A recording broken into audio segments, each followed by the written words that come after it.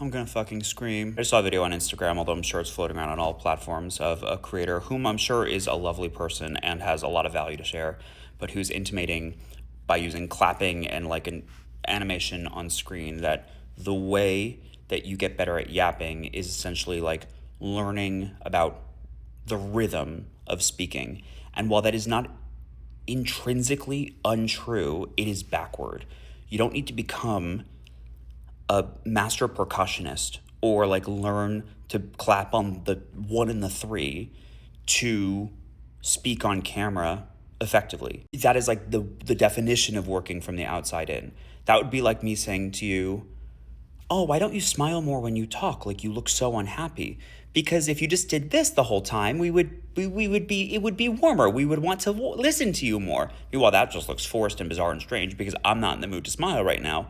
Meanwhile, if I said to you instead, like, "Wait, it feels what you talk about feels very heavy. It feels like you're sad. It feels like you're upset. Like, are there things you could talk about that would bring you naturally more joy?"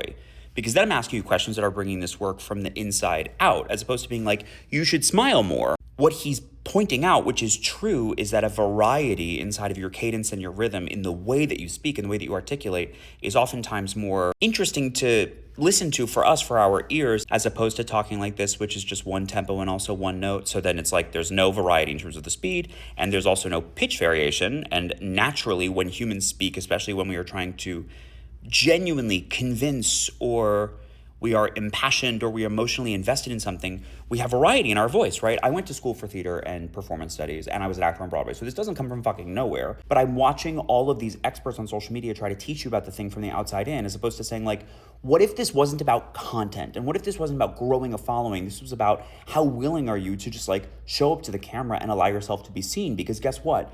Authenticity, like the ability to inhabit yourself, is not just some like vibe you summon. It's a fucking craft. It's something you practice, but it's something you practice from the inside out.